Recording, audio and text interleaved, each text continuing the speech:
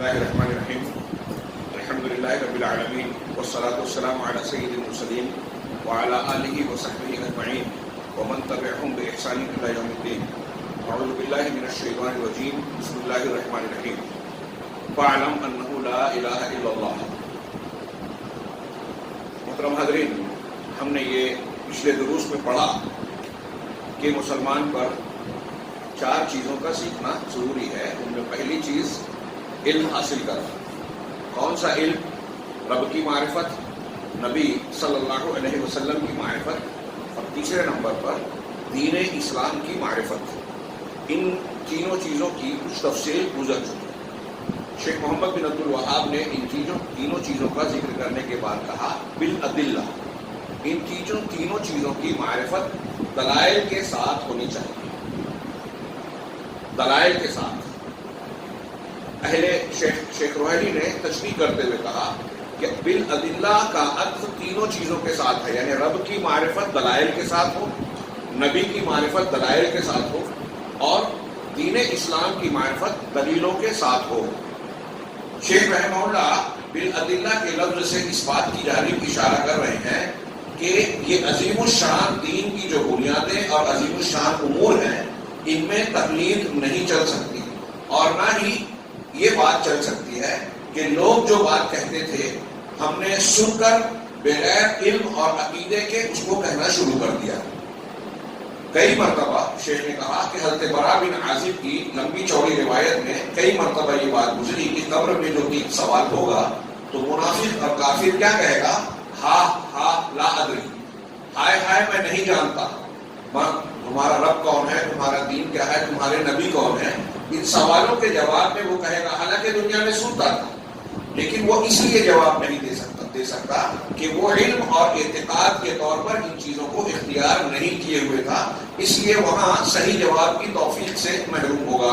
وہ جواب جو دے گا کہ سمعت الناس یقولون شیئا فقلت، کہ میں نے لوگوں کو ایک بات کہتے ہوئے سنی تو میں نے بھی کہا. تب فرشتے کہیں گے منکر نکیر کہ نہ تو نے پڑھا نہ جانا، اور پھر اس کے بعد عذاب کا سلسلہ شروع ہوگا. غور کیجئے، اس حدیث میں اللہ کے رسول صلی اللہ علیہ وسلم کے ثابت شدہ ارشاد کے مطابق جب بندہ یہ کہے گا کہ میں نہیں جانتا تو فرشتے کہیں گے کہ تو نے پڑھا نہیں جانا نہیں. یہ سوال ہر کسی سے ہوگا. یہاں یہ معاملہ نہیں ہے کہ صرف علماء سے ہوگا تو علماء کرام دلیلوں سے جانیں گے ان عقائد کو، ربوبیت اللہ کے رب کی معرفت، نبی کی معرفت اور دین کی معرفت صرف علماء دلیلوں سے حاصل کریں گے. عام آدمی سے بھی یہ سوال ہوگا، ہر کسی سے، مرد اور عورت سے.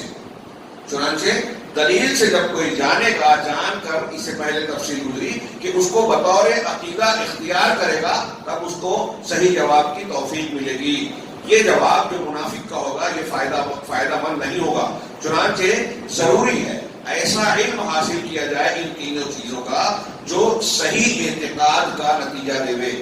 ہمیں اس طریقے سے ان تینوں چیزوں کو سیکھنا چاہیے کہ صحیح طور پر ہمارا عقیدہ بنے. چنانچہ وہ تقلید جس میں انسان یہ دیکھتا ہے کہ لوگ جو کہہ رہے ہیں تو میں بھی وہی کہوں، لوگوں کی موافقت ہو، یہ ان تینوں معاملات میں مقصود کو پورا نہیں کرتا. عام طور سے آج مسلمانوں میں بھی ایک بہت بڑا طبقہ ہے، ان کا مزاج بنا ہوا ہے کہ اتنے سارے لوگ ایک چیز مانتے ہیں تو میں بھی مانوں.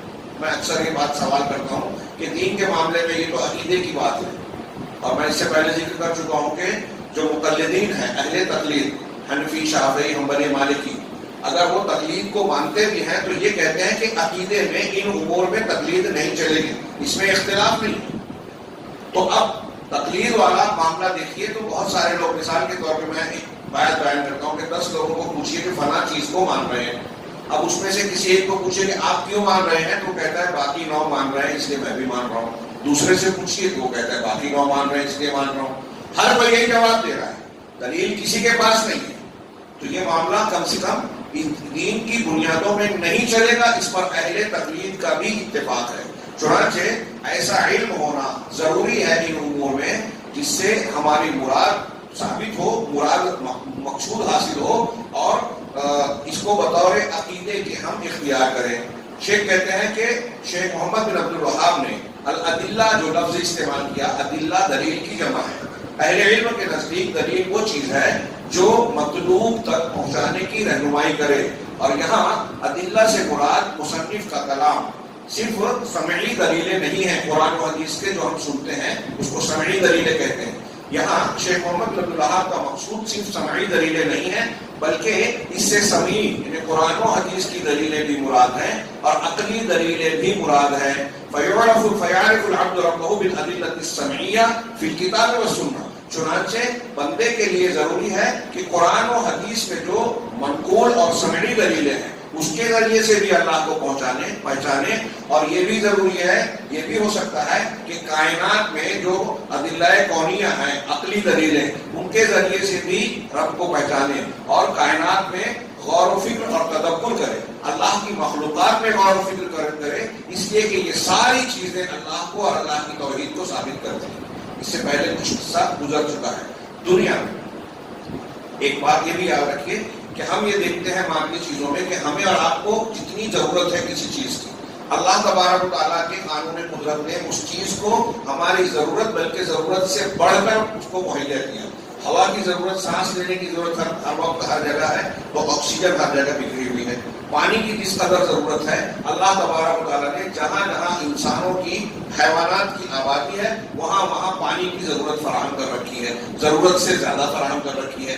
دیگر تمام معاملات کا ایسے ہی جب ہم بار بار یہ پڑھ رہے ہیں، سن رہے ہیں کہ انسان کی ان چیزوں سے بھی زیادہ بڑی ضرورت ہے توحید کو جاننا، اللہ کو پہچاننا، نبی کو جاننا، نبی کو پہچاننا، جب یہ زیادہ ضروری ہے ہوا پانی سے بھی، تو ان کی دلیلیں، ان کے پروفs اللہ تبارک و تعالیٰ نے اسی قدر فراہم کر رکھے ہیں۔ دنیا میں سب سے زیادہ دلیل اگر کسی چیز کی ہے تو وہ توحید کی، توحید کے بعد اگر کسی چیز کی دلیل ہے تو وہ محمد رسول اللہ صلی اللہ علیہ وسلم کے سچے نبی اور قرآن کے اللہ کی سچی کتاب ہونے کی دلیلیں ہیں۔ یہ بات میں ہوائی نہیں کہہ رہا ہوں، اس کے اپنے مستقل مضمون ہیں جس پر علماء سلف و خلف نے موٹی موٹی کتابیں لکھی۔ دلائل النبوہ کے نام سے 17 یا 19 کتابیں علماء سلف کی ہیں، دوسرے ناموں سے جو ہے وہ الگ ہے۔ نبی کریم صلی اللہ علیہ وسلم کے نبی ہونے کی دلیلیں بے شمار ہیں، اور اس سے زیادہ اللہ کی توحید کی دلیلیں یہ قرآن و حدیث میں بھی ہیں اور کائنات میں بھی ہیں، ہمارے اپنے اندر بھی ہیں، جیسا کہ اس سے پہلے بیان کیا جا چکا۔ تو اللہ تبارک و تعالیٰ کی یعنی رب کی معرفت شرعی اور سمعی اور عقلی دونوں دلیلوں سے ساتھ جانی جائے، اسی طرح نبی صلی اللہ علیہ وسلم کی معرفت بھی ادلہ سمعیہ قرآن و حدیث کی دلیلوں سے بھی حاصل ہوتی ہے۔ اور کہہ رہے اس پہ آگے شیخ نے کہا کہ کتنی آیات، کتنی نشانیاں ایسی ہیں جو نبی صلی اللہ علیہ وسلم کے لیے، اس نبی برحق کے لیے ثابت کرتی ہیں کہ یہ سچے رسول ہیں اور شرف رسالت سے متصف ہے، معمور ہے، جیسا کہ نبی صلی اللہ علیہ وسلم کی معرفت عقل کے استعمال سے بھی ہوتی ہے۔ قرآن و حدیث کی دلیلیں، انہوں نے 2-3 دلیلیں اگر آگے بیان کی ہیں، میں نے مستقل دروس دیے ہیں اس پر بہت لمبے چوڑے، کہ بہت ساری اللہ کے نبی صلی اللہ علیہ وسلم کے سچے رسول ہونے کی دلیلیں، اس کی قسمیں بہت ساری ہیں، دلیلیں تو چھوڑیے، قسمیں بہت ساری ہیں۔ ماضی کی خبریں آپ نے دی، اب کتنی ماضی کی خبریں، حضرت نوح علیہ السلام کے بارے میں، آدم علیہ السلام کے بارے میں، دیگر انبیاء کے بارے میں، پچھلی قوموں کے بارے میں آپ پڑھے لکھے نہیں تھے، آپ نے جو باتیں بیان کی کوئی غلط نہیں ہے۔ مستقبل کی خبریں دی جو آنے والی ہے، اب مستقبل میں ایک وہ مستقبل تھا جو آپ کی زندگی سے تعلق رکھتا تھا۔ آپ نے کہا بدر، جنگ بدر کی رات میں کہا کہ کل فلاں آدمی یہاں مارا جائے گا، ابو جہل یہاں مارا جائے گا، ولید یہاں، عتبہ یہاں مارا جائے گا۔ آپ نے جس کے بارے میں جہاں مارا جائے گا کہاں وہیں مارا گیا۔ یہ آپ کی پیشین گوئی رات میں آپ نے کی، دوسرے دن ثابت ہو گئی۔ یہ اللہ کی طرف سے آپ کی تائید ہے۔ دنیا میں آپ تاریخ پڑھیں، جن لوگوں نے جھوٹی نبوت کا دعویٰ کیا، جب انہوں نے اس قسم کی پیشین گوئیاں کی تو وہ غلط ثابت ہوئی۔ مثال کے طور پہ مسیلمہ کذاب نے کہا، مسیلمہ کذاب سے لوگوں نے کہا کہ ہمارا پانی، کنویں کا پانی کم ہو گیا ہے، آپ کچھ دعا وغیرہ کر دیجیے۔ کہا میں اپنا دعا کر کے تھوک ڈالوں گا، تھوکوں گا پانی بڑھ جائے گا۔ اس نے تھوکا، پانی اور چھوٹ گیا۔ یہ اللہ نے بتایا کہ جھوٹا ہے۔ مرزا غلام احمد قادیانی نے جتنی پیشین گوئیاں کی، علامہ احسان ظہیر اور دوسرے علماء کی کتابیں دیکھیے، اس نے نبوت کا دعویٰ کیا تھا، جتنی پیشین گوئیاں کی ایک بھی پیشین گوئی صحیح نہیں، سب غلط۔ کہا پنجاب میں 1-2 روز میں زلزلہ آئے گا، اس کے یہ کہنے کے بعد 10 سال تک زلزلہ نہیں آئے. پادری آدھا میری زندگی میں مر جائے گا، نہیں مرا. سال بھر میں مر جائے گا، نہیں مرا. ہاں مولانا ثناء اللہ امرتسری کے بارے میں کہا تھا ہم دونوں میں جو جھوٹا ہے وہ سچے کی زندگی میں تعاون یا حیضے میں مرے گا. 1908 میں یہ حیضے کی بیماری میں منہ سے پاخانہ آیا، اس کی موت ہوئی. اور مولانا ثناء اللہ امرتسری اس کے بعد 40 سال زندہ رہے. بعد میں اس نے کہا تھا کہ میں نے جو کہا ہے اللہ کی طرف سے تائید ہو گئی، تو پہلے دعا کی تھی، بعد میں تائید ہو گئی. تو یہ اللہ کی طرف سے اظہار تھا. نبی کریم صلی اللہ علیہ وسلم نے جو جو پیشین گوئیاں کی آپ کی زندگی سے متعلق جو تھی وہ ہو چکی. آپ کی وفات کے بعد جو ہے ہم دیکھتے ہیں تاریخ میں کہ وہ موجود ہیں. پھر آگے کے زمانے سے متعلق وہ ہو رہی ہیں. ابھی بہت سی پیشین گوئیاں ہونا باقی ہے. قیامت کے سورج کے مغرب سے نکلنے تک آپ نے بہت ساری پیشین گوئیاں یہ ہر روز بڑھتی جا رہی ہیں. اللہ کے نبی صلی اللہ علیہ وسلم کے سچے رسول ہونے کی دلیلیں بھی بڑھتی جا رہی ہیں. 1400 سال پہلے آپ نے بہت ساری چیزیں انسان کے جسم کے اندر کی، کائنات کی، فلکیات کی بیان کی تھی. اس وقت اور سالوں سال لوگ نہیں سمجھ سکے. آج کی سائنس نے کئی ایسی چیزیں معلوم کی اور یہ ماننے پر مجبور ہے کہ نبی صلی اللہ علیہ وسلم نے 1400 سال پہلے جو بات کہی تھی آج وہ صحیح ثابت ہو رہی ہے. یہ آپ کے سچے نبی ہونے کی دلیلیں ہیں جس پر موٹی موٹی کتابیں بھی کم ہیں. اس طریقے سے یہاں شیخ نے کہا کہ دلائل قرآن و حدیث کے ساتھ ساتھ عقل کے استعمال سے بھی نبی صلی اللہ علیہ وسلم کی نبوت اور معرفت کی جانکاری ہوتی ہے اور آپ کی معرفت ہوتی ہے. اس طرح مثال دی انہوں نے کہ مثال کے طور پہ اللہ کے رسول صلی اللہ علیہ وسلم کی سیرت میں غور کیا جائے، کیونکہ آپ کی سیرت انہوں نے قسم کھا کے کہا کہ اللہ کی قسم دنیا کا کوئی بھی انسان انصاف کے ساتھ اگر آپ کی زندگی حیات طیبہ کا مطالعہ کرے گا تو وہ اس بات کا یقین کرے گا کہ آپ صاحب وحی رسول ہیں. دنیا کا کوئی بھی ایسا آدمی جس کے اندر انصاف ہے اگر نبی صلی اللہ علیہ وسلم کی سیرت کا مطالعہ کرے گا تو آپ کو سچا رسول ماننے پر مجبور ہوگا. اور ولا يمكن ان يكون حال النبي صلی اللہ علیہ وسلم، اور یہ ممکن نہیں ہے کہ نبی صلی اللہ علیہ وسلم کا جو حال ہے، آپ کے جو حالات ہیں وہ بغیر وحی کے آگے بڑھے ہوں. وہ اس بات کا یقین کرے گا کہ یہ قطعی بات ہے. ہر منصف اس بات کو قبول کرے گا کہ آپ سچے رسول ہیں. اور تاریخ گواہ ہے کہ جو بھی رسول اللہ صلی اللہ علیہ وسلم کی سیرت کا مطالعہ کرتا رہا، بہت سارے غیر مسلم، شیخ محمد خلیل یاسین مصر کے غالب ہیں، انہوں نے کتاب لکھی محمد عند علماء الغرب، محمد صلی اللہ علیہ وسلم مغربی علماء کے نزدیک. اس میں انہوں نے 250 سے زیادہ یورپ کے ایسے علماء کا تذکرہ کیا جنہوں نے بہت سے مضامین پر، مختلف موضوعات پر کتابیں لکھی اور بہت ساری چیزیں لکھی، لیکن ان کو شہرت ملی. وہ غیر مسلم ہے، کوئی عیسائی ہے، کوئی یہودی ہے، کوئی دوسرے مذہب کا ہے، لیکن ان کو شہرت ملی دنیا میں اس وقت جب انہوں نے محمد صلی اللہ علیہ وسلم کی سیرت پر کتاب لکھی. ایسے 250 علماء کا ذکر کیا، اور یہ 250 نہیں، ایسے بہت سارے. اور ان میں سے بہت سارے لوگوں نے یہ اعتراف کیا. 100 کے مائیکل ہارٹ کا 100 آدمیوں کا ذکر کیا تاریخ کے، اور پھر اس نے ترتیب دی. سب سے پہلا نام خود عیسائی ہے لیکن پہلا نام محمد صلی اللہ علیہ وسلم کا دیا، اور اس کی وجہ بتائی کہ دنیا میں انسانی تاریخ میں جتنی شخصیات گزری ہیں ان میں محمد صلی اللہ علیہ وسلم کی شخصیت ایسی ہے جس نے تاریخ پر سب سے زیادہ اثر ڈالا، تاریخ کا دھارا موڑ دیا. دنیا کی سب سے بڑی جاہلیت تھی آپ کی پیدائش سے پہلے، اور آپ کے نبوت کے بعد آپ کے 23 سالہ مدت میں جس قوم کو آپ نے تعلیم دی، پرورش کی، آپ نے تزکیہ کیا، وہ دنیا کی سب سے مہذب قوم بن گئی صحابہ کرام. سب سے بڑی جاہلیت سب سے بڑی تہذیب میں تبدیل ہو گئی. یہ کوئی چھوٹی موٹی بات نہیں ہے. عقل استعمال کرے گا آدمی تو ماننے پر مجبور ہوگا کہ محمد صلی اللہ علیہ وسلم ایک انسان، عام انسان کی طرح نہیں ہو سکتے، یہ کام نہیں کر سکتے، بلکہ اللہ کی تعین اور اللہ تبارک و تعالیٰ کی وحی کی روشنی میں ہی یہ کام ممکن ہے. اس طریقے سے آپ کی سیرت پر غور کرنے والا یہ اسی نتیجے پر پہنچے گا. پھر شیخ نے آگے کہا کہ اسی طرح آپ کے معجزات میں اگر کوئی غور و فکر کرے گا جس کو اللہ تبارک و تعالیٰ نے آپ کے ہاتھوں پر جاری کیا، وہ معجزات تو گزر گئے لیکن اس کی گواہیاں موجود ہیں. غیر مسلموں نے بھی مشاہدہ کیا اور گواہی دی کہ واقعی ایسا واقعہ ہوا تھا. تو ان میں سے کچھ ایسے معجزات ہیں جو متواتر خبروں کے ذریعے سے ہم تک پہنچے. متواتر کسے کہتے ہیں؟ ایک خبر احاد ہوتی ہے، خبر متواتر. متواتر خبر کہ سچے اور ثقہ راوی اتنے بڑی تعداد میں ہر طبقے میں کسی روایت کو نقل کریں جن کا جھوٹ پر متفق ہونا ناممکن ہے. ایک سچا آدمی، ثقہ آدمی غلطی کر سکتا ہے 2 4 5 7، لیکن 50 جو سچے ہیں اچھے ہیں سب کے سب غلطی کریں، غلط روایت بیان کریں، ناممکن ہے۔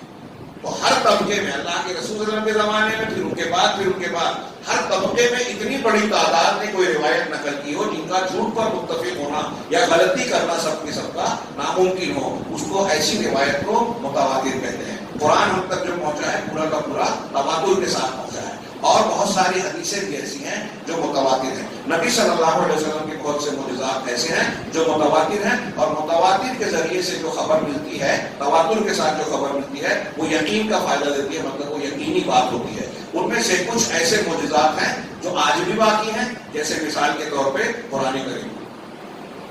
قرآن کریم کا معجزہ آج بھی زندہ ہے۔ قرآن اور حدیث کے بیانات کے مطابق زمزم کا پانی اور حرمین وغیرہ میں کچھ چیزیں آج بھی موجود ہیں۔ زمزم سے متعلق جو فوائد قرآن و حدیث میں بیان کیے گئے ہیں، سائنس کی لیبارٹری نے اس کا جب چیک اپ کیا تو قبول کیا کہ دنیا میں اس سے اچھا پانی نہیں ہے، بہت سی بیماریوں کا علاج ہے۔ اس میں کچھ ایسے اجزاء ہیں جو کہیں نہیں پائے جاتے، یہ پانی سڑتا نہیں ہے۔ اب قرآن و حدیث میں دیکھیے زمزم کی جو تعریف کی گئی ہے، کچھ نشانیوں میں سے میں نے ایک زمزم کا ذکر کیا مثال کے طور پر۔ قرآن مجید ایک آپ کا دائمی معجزہ ہے۔ قرآن کریم اللہ کی کتاب ہے، سچی کتاب ہے، اس کے معجزات خود بے شمار ہیں اور بڑھتے ہی جا رہے ہیں۔ اس کی فصاحت، بلاغت، اس میں جو علم ہے، سائنسی باتیں، کائنات کی باتیں، انسان کے اندر کی باتیں، ماں کے پیٹ میں جو بچہ اور جنین جو پرورش پاتا ہے اس کی تفصیلات، جو آج کے دور میں چند سالوں پیشتر تک یعنی 25 30 40 سال کے پہلے جو آج کے انسان جان سکا، وہ حقیقتیں قرآن نے 1400 سال پہلے بیان کی تھی، جب اس وقت ایک عام پڑھا لکھا آدمی بھی وہ چیزیں نہیں بیان کر سکتا تھا۔ تو ایک ایسا نبی جس نے کسی اسکول میں کبھی تعلیم حاصل نہیں کی، جن کو امی کہا جاتا ہے، وہ کیسے بیان کر سکتے تھے؟ یہ اس بات کا چیختا چلاتا اور شور مچاتا ہوا ثبوت ہے کہ محمد صلی اللہ علیہ وسلم کا کلام یہ نہیں ہے، بلکہ رب العالمین کا ہے، جو ہر چھپی اور کھلی ہوئی چیز کو جانتا ہے، ہر چیز کا پیدا کرنے والا ہے، لہذا ساری چیزوں سے واقف ہے۔ چنانچہ قرآن میں پچھلی خبریں ہیں، مستقبل کی پیشین گوئیاں ہیں، اور جو ہے سائنسی حقائق ہیں، اس میں زندگی کے جو اصول ضابطے ہیں، اخلاق کی تعلیم ہے، سچے عقائد ہیں، جو دلیلیں ہیں، جو مثالیں ہیں، اس کی فصاحت و بلاغت ہے، اور اس میں تو اور بھی مختلف شعبے اور پہلو ہیں جو اس کی حقانیت کا اعلان کرتے ہیں۔ اور جب قرآن اس طرح سچی کتاب ثابت ہوتا ہے تو قرآن کو پیش کرنے والے کے لیے بھی یہ ثبوت بنتا ہے۔ اور قرآن رہتی دنیا تک اس کے سامنے، جب سے قرآن نازل ہوا، اس کے سامنے فلسفی آئے، منطقی آئے، دوسرے علوم کے ماہرین آئے، سب نے چیلنج کیا۔ آج سائنس ٹکرا رہا ہے، علم نفسیات ٹکرا رہا ہے، لیکن ہر جگہ ہم دیکھ رہے ہیں کہ کسی نے بھی اگر چیلنج کیا کہ قرآن کی یہ بات غلط ہے، ہماری تحقیق ایسی ہے، اس کے خلاف ہے، تو کچھ دنوں کے بعد اس نے گھٹنا ٹیکا اور یہ کہا کہ نہیں، قرآن نے جو کہا تھا وہی صحیح ہے، ہماری تحقیق غلط ہے۔ علم جنین کے متعلق کھلی مثال ہے۔ شروع کی تحقیقات قرآن سے، جب انسان کا علم کم تھا تو قرآن سے ہٹ کر کچھ باتیں کرتے تھے۔ آج جب سونوگرافی اور اس سے بھی آگے کی مشینوں کا ایجاد ہو گئی ہے، انسان کے تمام مراحل کو انسان دیکھ لیتا ہے، بچے کو کس طرح سے پرورش ہوتی ہے، تو یہ ماننے پر مجبور ہے کہ 1400 سال پہلے قرآن نے جو باتیں کہی تھی، محمد رسول اللہ صلی اللہ علیہ وسلم نے حدیثوں میں جو اس کی تفسیر بیان کی تھی، وہ بالکل صحیح ہے۔ یہ کوئی چھوٹی موٹی بات نہیں ہے۔ اس طرح یہ میں کچھ چند مثالیں دے کر بات کو آگے بڑھاتا ہوں، اس وقت تو موقع زیادہ نہیں ہوتا۔ تو دوسری چیز جو ہے کہ آپ کے معجزات میں اور معجزات میں سر فہرست زندہ معجزہ قرآن ہے۔ جو شخص اس پر غور کرے گا، قرآن پر، اس کے معنی پر، اس کی ترتیب میں، اور اس کے جو اس کے تناسب سے تعلق رکھنے والی چیزیں ہیں اس میں غور کرے گا، وہ یقینی طور سے جان جائے گا کہ یہ اللہ کا کلام ہے، وحی الہی ہے۔ ایک نبی امی، ایک ایسا شخص جس نے کسی مدرسے میں کسی استاد سے کچھ پڑھا نہیں ہے، 40 سال اور قوم مکہ کے لوگوں میں ان کی آپ کی زندگی موجود تھی کہ آپ کس طرح پلے بڑھے اور پروان چڑھے۔ 40 سال تک ایک گفتگو کر رہے ہیں، 40 سال کے بعد اچانک ایک کلام پیش کر رہے ہیں اور چیلنج کر رہے ہیں کہ اس کے جیسا، اگر تم کو شک ہے کہ اللہ کا کلام ہے تو اس کے جیسا کلام لے آؤ۔ عرب کے لوگ اپنے آپ کو جو ہے بہت زبان آور سمجھتے تھے، دوسروں کو اجمی اور گونگا کہتے تھے، ان کی زبان دانی انتہائی اعلیٰ تھی۔ ہر سال ان کے یہاں زبان دانی کا مقابلہ ہوتا تھا، ان کے میلوں میں جو ہے شعرا جو کلام پیش کرتے تھے، جج اس کو نمبر دیتے تھے، جو پہلا نمبر آتا تھا اس کو کعبہ کی دیوار میں لٹکایا جاتا تھا۔ انتہائی اعلیٰ زبان دانی تھی، ان کو زبان پر فخر تھا، اور اللہ اللہ تبارک و تعالیٰ نے اسی زبان میں قرآن کو نازل کر کے کہا کہ اگر تم کو اپنی زبان دانی پر فخر ہے تو اس کے جیسی ایک صورت لاؤ، ایک صورت نہیں تو 10 آیتیں لاؤ، ایسے بھی نہیں کر سکتے تو ایک آیت لاؤ، اور اگر یہ بھی نہیں کر سکتے فَلْيَأْتُوا بِحَدِيثٍ مِثْلِهِ، اس قرآن کے جیسا ایک حدیث لاؤ۔ کفار مکہ کو چیلنج کیا گیا، ان کا رد کیا جا رہا تھا، وہ محمد صلی اللہ علیہ وسلم کے مخالف تھے، اگر اس کا جواب دینے کی ان کے اندر طاقت ہوتی تو کیا جواب نہیں دیتے؟ سارے تقاضے تھے کہ جواب دے۔ نبی کریم صلی اللہ علیہ وسلم کی مخالفت کی، مذاق اڑایا، الزامات لگائے، آپ کے ساتھیوں کو ستایا، آپ کو ہجرت پر مجبور کیا، قتل کی کوشش کی، بعد میں جنگ بھی کی، بائیکاٹ کیا، کیا نہیں کیا، لیکن اس چیلنج کا جواب نہیں دیا، بلکہ قدم قدم پر ان کی جانب سے یہ اعتراف آیا کہ ما ھذا قول بشر، یہ انسان کا کلام نہیں ہو سکتا۔ مکہ کے ان عربی جاننے والے، اعلیٰ عربی کے واقف کار لوگوں سے لے کر آج تک اس چیلنج کا جواب کوئی نہیں دے سکا، اور اللہ نے قرآن میں کہا ہے کہ لا یأتون بمثلہ ولو کان بعضهم لبعض ظہیرا، کہ قل لئن اجتمعت الانس والجن علی ان یأتوا بمثل هذا القرآن، اگر سارے انسان اور جنات اکٹھا ہو جائیں اس بات پر کہ قرآن کے جیسا کچھ کلام بنا کے لے آئیں تو نہیں لا سکتے، اگرچہ ایک دوسرے کے مددگار ہی کیوں نہ ہوں۔ کتنی بڑی بات ہے، محمد صلی اللہ علیہ وسلم 23 سال تک بار بار یہ چیلنج پیش کرتے رہے۔ ایک آدمی جس کو اپنے شکست کھانے کا ڈر ہو، وہ ایسا چیلنج نہیں کر سکتا جس میں وہ مات کھا جائے۔ آپ نے چیلنج کیا، مکہ والوں نے جیسا کہ میں نے بتایا سب کچھ کیا، اس کا جواب نہیں دیا، یہ آپ کے حقانیت کی دلیل ہے۔ اور جب جب جو علم قرآن سے ٹکرایا تب تب وہ علم نے گھٹنے ٹیکے، قرآن اپنی جگہ قائم رہا۔ یہ اللہ کا کلام 1400 سال پہلے آج بھی قائم ہے۔ کاش کے وقت ہوتا۔ ابو امینہ بلال فلپس سے امریکن فوج کی ایک لیڈی آفیسر نے پورے انہوں نے دعوت دی، پہلی گلف وار کے بیچ میں شاہ فہد نے ان کو ہیلی کاپٹر دیا، کہا کہ ان انگریز اور امریکن سپاہیوں میں اور متحد یونائٹڈ جو فوج ہے ان کے اندر اسلام کی تبلیغ کرو۔ تو جب ایک لیڈی آفیسر جو امریکہ کی تھی اس سے انہوں نے کہا کہ یہ قرآن جو ہے انسانیت کے سارے مسائل کو حل کرتا ہے، ان کا حل پیش کرتا ہے، تو اس نے کہا کہ میں نے توریت وغیرہ پڑھی ہے، ایسا کوئی آسمانی کتاب دعویٰ نہیں کر سکتی، اور قرآن تو تمہارا 1400 سال پہلے نازل ہوا ہے، اگر تمہارے کہنے کے مطابق تو آج کے پرابلمس کو کیسے وہ سالو کر سکتا ہے؟ ابو امینہ بلال فلپس نے کہا کہ قرآن اور اس کے ساتھ صاحب قرآن کی بات سے حل ہوتا ہے، آپ کچھ سوالات دیجیے، میں کوشش کروں گا جواب دینے کی، نہیں دے سکا تو 2-4 دن بعد ہوگا۔ اس نے کچھ 2-4 سوال دیے، انہوں نے وہی جواب دے دیا اور قرآن کی آیتوں کا حوالہ دیا، وہ حیرت زدہ ہو گئے، قرآن لیا، مطالعہ کیا، مسلمان ہو گئے، اور بعد میں اپنے شوہر کو بھی فون کیا، وہ بھی مسلمان ہو گئے۔ آج کے زمانے کے بھی مسائل کا حل قرآن کر رہا ہے۔ 1400 سال پہلے نازل ہوئے ایک نبی امی کے پیش کردہ کلام کا کے اندر یہ معجزہ نہیں ہو سکتا کہ کوئی انسان اتنے بات کے مسئلے کا حل پیش کرے۔ یعنی یہ بات دلیل ہے کہ یہ محمد صلی اللہ علیہ وسلم کا کلام نہیں بلکہ رب العالمین کا کلام ہے، اور محمد صلی اللہ علیہ وسلم سچے رسول ہیں۔ آگے میں بات کو سمیٹتا ہوں تو یہ بات معلوم ہوتی ہے کہ یہ اس طریقے سے ہم غور کرتے جائیں قرآن پر تو یہ معلوم ہوا کہ اللہ کے نبی صلی اللہ علیہ وسلم سچے رسول ہیں اور آپ اللہ کے نبی اور رسول ہیں۔ اسی طرح جو شخص آپ کی سنتوں پر غور کرے اور ان سنتوں میں لوگوں کی اصلاح کے جو قاعدے قانون اور ضابطے بیان کیے گئے، اب آپ دیکھیے عورتوں کے حقوق، مردوں کے حقوق، بچوں کے حقوق، اور ماں کے حقوق، بھائی کے حقوق، والدین کے حقوق، وراثت کا معاملہ، کسی بھی طور پر غور کیجیے، اسلامی تعلیمات رسول اللہ صلی اللہ علیہ وسلم کی پیش کی ہوئی تعلیمات سے بہتر دنیا میں کوئی تعلیم نظر نہیں آئے گی۔ ان تعلیمات پر بھی جو غور کرے گا، احادیث نبویہ پر جو غور کرے گا تو وہ اس یقین پر پہنچ جائے گا کہ ان تعلیمات میں دنیا کے لوگوں کی خیر ہے، صلاح ہے، فائدہ ہی فائدہ ہے، اور یہ چیز وحی کے بغیر ممکن نہیں ہے۔ چنانچہ نتیجے کے طور پر کہتے ہیں نبی صلی اللہ علیہ وسلم کی معرفت سمعی دلائل سے بھی ہوتی ہے، جیسا کہ عقل اور شعور کو استعمال کر کے بھی، اس میں غور و فکر کر کے بھی اللہ کے نبی کی معرفت حاصل ہو سکتی ہے۔ جس طریقے سے ٹھیک اسی طریقے سے آخری میں کہہ رہے ہیں کہ دین اسلام کی معرفت بھی سمعی دلیلوں سے ہوتی ہے، قرآن و حدیث کے ذریعے سے، اس لیے کہ دین کے قرآن اور حدیث کے علاوہ کسی اور ذریعے سے نہیں جانا جا سکتا۔ یہ دین اسلام کی تعلیمات جو ہم تک پہنچی ہے، اس کا مصدر، اس کی بنیاد قرآن و حدیث ہے، فلاں فلاں فلاں نہیں، قرآن و حدیث۔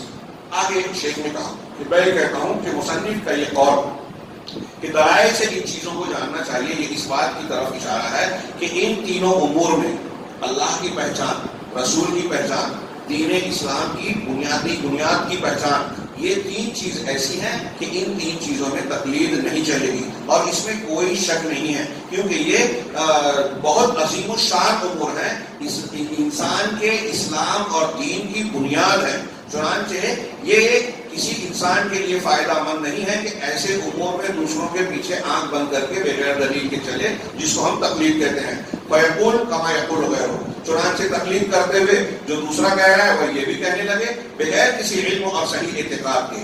وَأَمَّا مَا دُونَ ذَلِكَ مِنْ أُمُورٍ، اب یہ تین امور کے علاوہ، عقیدے کے معاملات کے علاوہ جو ان سے کمتر معاملات ہیں، تو چاہے ان کو ہم اصول دین کہیں یا فروع دین کہیں، اس سلسلے میں تقلید سے متعلق کئی بحثیں ہیں۔ انہوں نے شیخ الاسلام علامہ ابن تیمیہ کا قول نقل کیا کہ اس بارے میں تقلید کے سلسلے میں علامہ ابن تیمیہ نے بڑی پیاری تفصیل بیان کی۔ وہ کہتے ہیں کہ کچھ لوگ ایسے ہیں جو مسلمان کے لیے ہر معاملے میں تقلید کو لازم قرار دیتے ہیں، اور کچھ لوگ ایسے ہیں جو مسلمان کے لیے ہر معاملے میں تقلید کو حرام قرار دیتے ہیں۔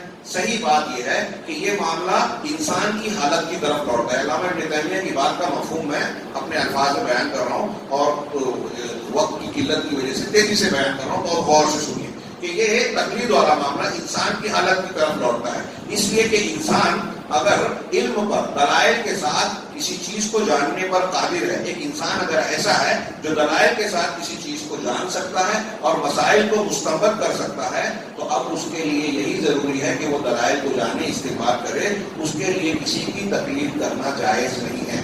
یہ نمبر ایک۔ دوسرا، اگر کوئی انسان ایسا ہے جو دلائل کی معرفت کی قدرت تو رکھتا ہے کہ یہ دلیل ہے، یہ صحت مند ہے، یہ صحیح دلیل ہے، اس میں قوت ہے، لیکن وہ استنباط سے عاجز ہے، دلیل جانتا ہے، دلیل سے مسئلہ نکالنے کی طاقت، صلاحیت نہیں ہے، تو اس کے پاس اجتہاد اور استنباط کے آلات نہیں ہیں، صلاحیتیں نہیں ہیں، لیکن اس کے اندر یہ صلاحیت ہے کہ وہ دلیل کے اندر تمیز کر سکتا ہے کہ یہ صحیح ہے، یہ قابل قبول ہے، تو کہہ رہے ہیں فَهَذَا وَاجِبٌ عَلَيْهِ مَرْتَبَةُ الاتباع، تو اس شخص پر اتباع کا مرتبہ، پہلے والے کو خود اجتہاد والے مرتبے پر، تحقیق والے مرحلے پر عمل کرنا ہے، دوسرا اتباع کے مرحلے پر۔ وہ کیسے اتباع کرے گا کہ وہ اہل علم کا جو کے اقوال ہیں، بڑے بڑے علماء ائمہ، ان کے اقوال میں یہ دیکھے کہ کون سا قول راجح ہے، دلیل سے قریب کون سا ہے، دلیل کو وہ تمیز کر رہا ہے۔ امام حنیفہ، امام شافعی، امام مالک کے اقوال ہیں، ان کی دلیل یہ ہے، ان کی دلیل یہ ہے، ان کی دلیل یہ ہے، تو اس معاملے میں امام مالک کی دلیل مضبوط لگتی ہے، تو جس کی دلیل زیادہ مضبوط لگ رہی ہے اس کی بات کو اختیار کر لے۔ چنانچہ وہ اہل علم کے اقوال کو دیکھے، اپنی جانب سے کوئی قول کہے بغیر، کیونکہ وہ اس پر قدرت نہیں رکھتا، لیکن اہل علم کے اقوال میں غور کرے اور جو چیز راجح ہے اس کو اختیار کرے۔ حالانکہ لیکن یہاں ایک اور وضاحت بیچ میں کی انہوں نے کہ یہ جو ہم تفصیل پیش کر رہے ہیں علامہ ابن تیمیہ کی اس بات کی، یہ ان امور میں مسائل میں ہے جن میں لوگوں کا اختلاف ہے، رہے دین کے اصول، عقائد، بنیاد جو ہم نے پڑھا، اللہ کی پہچان، رسول کی پہچان، آخرت کے معاملات اور دین اسلام کی بنیادیں، تو ان معاملات میں وہ سلف کی اتباع کرے گا، صحابہ تابعین جس عقیدے پر متفق ہیں صرف اسی کو قبول کرے گا، اس لیے کہ اس میں اجماع واقع ہو گیا ہے اور اس میں اختلاف نہیں ہے، اور بعد کا کوئی انسان اگر ان سے اختلاف کرتا ہے تو اس کا کوئی اعتبار نہیں ہے، کوئی حدیث کا منکر ہو، کوئی قادیانی ہو، کوئی فلاں ہو، کوئی ڈھما ہو، اگر وہ صحابہ اور سلف کے طریقے کی مخالفت کر رہا ہے تو اس کو دیکھا نہیں جائے گا۔ جو متفق علیہ عقائد ہیں، قرآن و حدیث کے ذریعے وَيَتَّبِعْ غَيْرَ سَبِيلِ الْمُؤْمِنِينَ فَإِنْ آمَنُوا بِمِثْلِ مَا آمَنْتُم بِهِ، ایسے قرآن کی دسیوں آیتیں پیش کی جا سکتی ہے کہ صحابہ کے طریقے کو اختیار کرے گا، بلکہ کیونکہ عقائد کے معاملے میں حق متعین اور ایک ہی ہے جو قرآن حدیث سے صحابہ نے حاصل کیا، اور وہ کون سا حق ہے جس پر امت کے سلف ہیں۔ چنانچہ جو سلف نے کہا اس کو قبول کر لے اور اسی کو انہی کے دلائل کو اختیار کرے جو انہوں نے بیان کیے ہیں۔ آخری بات کہتے ہیں کہ اگر کوئی شخص عامی ہے، بالکل نرا جاہل ہے اور حق اور ناحق کو پہچاننے سے بالکل عاجز ہے، شیخ نے کہا کہ اگر اس کے سامنے، یہ علامہ ابن تیمیہ کی بات ہے، 100 دلیلیں بھی کسی بات کی پیش کی جائے تو وہ اس کو سمجھ نہیں پاتا، تو ایسا شخص تقلید کرے گا۔ دیکھیے یہاں لفظ تقلید سے دھوکہ نہ کھائیں، جس کو تقلید کہہ رہے ہیں اس کو بھی اس معنی میں نہیں کہا اس دور کے لوگوں نے جو آج ہمارے یہاں سمجھا جاتا ہے کہ کسی ایک امام کو متعین کر کے اس کی بات مانیں۔ یہ تقلید کس کی کرے گا؟ امام حنیفہ کی اگر کرے گا تو امام حنیفہ سے سوال کرے گا کیا؟ امام شافعی سے جا کے پوچھے گا کہ مجھے یہ مسئلہ نہیں سمجھ رہا ہے، اس کے بارے میں کیا جواب ہے.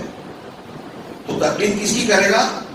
جو شخص اس کے ارد گرد میں قابل اعتماد ثقہ عالم نظر آئے گا کہ یہ بڑا عالم ہے، اس پر بھروسہ کیا جا سکتا ہے، اس سے جا کے سوال پوچھے گا کہ اس معاملے میں میں کیا کروں، قرآن حدیث کی کیا تعلیم ہے. میں قرآن حدیث نہیں سمجھ سکتا، آپ سمجھ سکتے ہیں تو آپ میری رہنمائی کیجیے. یہاں کسی ایک شخص کو متعین کر کے سب کی بات کو رد کر دینے کا جواز نہیں ہے، بلکہ اہل علم سے سوال کرنا ہے. جو اللہ نے کہا فَاسْأَلُوا أَهْلَ الذِّكْرِ إِن كُنتُمْ لَا تَعْلَمُونَ، اہل ذکر سے پوچھو اگر تم کو علم نہیں ہے. ہم لوگ کہتے ہیں تقلید کی دلیل ہے قرآن کی، کیسے دلیل بنی؟ اہل ذکر سے مراد کون ہے؟ جو قرآن و حدیث کو جانتا ہے. قرآن و حدیث کو جاننے والے سے پوچھنا ہے. مقلدین تو قرآن حدیث پڑھتے ہی نہیں ہیں. مقلد کہتے ہیں کہ مقلد کے نزدیک جو ہے اس کے امام کا قول دلیل ہے.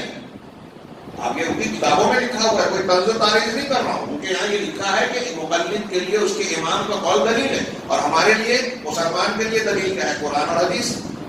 قرآن حدیث کے بعد اجماع، صحابہ کا اور سلف کا اجماع. قیاس اس کی کچھ تفصیل ہے، ہم اس کو نہیں مانتے، ایسا نہیں کہ جیسا کہ الزام لگایا تھا کہ اہل حدیث نہیں مانتے، مانتے ہیں. فقہ اور قیاس، فقہ کسے کہتے ہیں؟ قرآن و حدیث کی سمجھ کو کہتے ہیں. تو اب عام آدمی امام حنیفہ رحمہ اللہ کے پاس جا کے، امام مالک، امام شافعی کے پاس جا کے سوال نہیں کر سکتا، اور نہ ہی ان کی کتابوں کو سمجھ سکتا ہے. تو آپ کہتے ہیں کہ وہ نہیں سمجھ سکتا، عالم سمجھ سکتا ہے. جب وہ عالم ہے، امام مالک، امام شافعی، امام حنیفہ، امام احمد کی کتابوں کو سمجھ سکتا ہے، تو جب ان کی کتابوں کو سمجھ سکتا ہے تو قرآن و حدیث کو کیوں نہیں سمجھ سکتا؟ اس کو چاہیے کہ قرآن و حدیث کو سمجھے، ان کے اقوال سے فائدہ اٹھائے، اور جو صحیح دلیل کے مطابق بات ہے اس کو قبول کرے. لہٰذا وہ تقلید جو ہمارے یہاں کی جاتی ہے کہ ایک امام کو پکڑ لی، ان کی ساری باتوں کو مانے، اس کے بعد ساری باتوں کو، قرآن کی ہو، حدیث کی ہو، صحابہ کی ہو، تابعین کی ہو، دوسرے تمام اماموں کی ہو، سب کو رد کر دیا جائے، یہ تقلید کہیں ثابت نہیں. جس کے لیے ثابت کرنے کے لیے لوگ پوری کتابیں لکھتے ہیں، زور سرف کرتے ہیں، زندگیاں کھپاتے ہیں، اور اسلام کے دفاع سے زیادہ اس تقلید کا دفاع کرتے ہیں. ابھی ہم نے دیکھا کورٹ کچہری میں طلاق کا معاملہ چلا تو حلالے کا الزام لگایا جا رہا ہے. مسلک کو بچانے کے لیے کسی نے یہ نہیں کہا کہ یہ حلالہ اسلام کا حصہ نہیں ہے، اس پر تو اللہ کے رسول نے لعنت بھیجی ہے. یہ دین کا حصہ نہیں ہے، دین ایسے خود سے صاف ہے. لوگ میری اس بات پر شاید ناراض ہو، لیکن ناراض اس پر ہونا چاہیے کہ لوگ اسلام کی بدنامی گوارا کرتے ہیں، مسلک کا دفاع کرتے ہیں. حیرت کی بات ہے.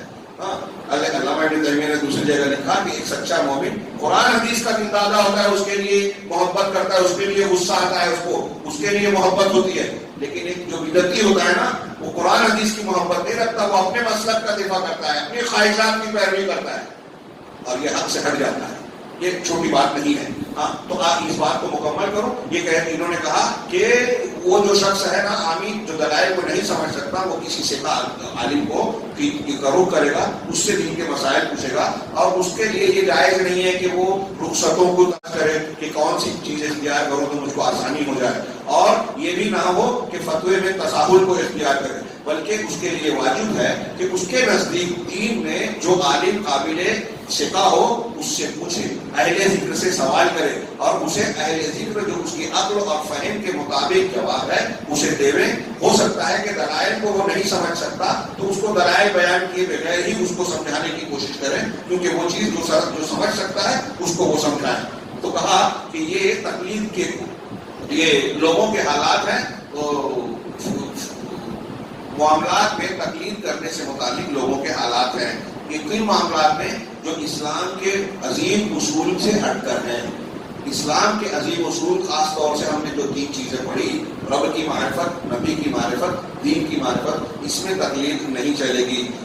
اور ان تینوں میں کے علاوہ میں جو ہے وہ تفصیلات بیان کی ہے. چنانچہ ان تینوں چیزوں میں صحیح اعتقاد ضروری ہے، اور انسان کے لیے دلائل کا جاننا بھی ضروری ہے جو اس کے لیے مفید ہو اور اس کے ذریعے سے وہ نجات پا سکے. یہاں انہوں نے بالعدلہ والی تشریح کا اختتام کیا. اب اس کے بعد جن 4 چیزوں کا ہمیں سیکھنا ضروری ہے، علم کی تفصیل ہوئی، اب دوسرے نمبر پر آئے گا اس علم پر عمل کرنا. انشاءاللہ اگلے درس میں ہم سے جانیں گے. اللہ تعالیٰ ہمیں خیر کی توفیق دے. وآخر دعوانا الحمدللہ رب العالمین. والسلام علیکم.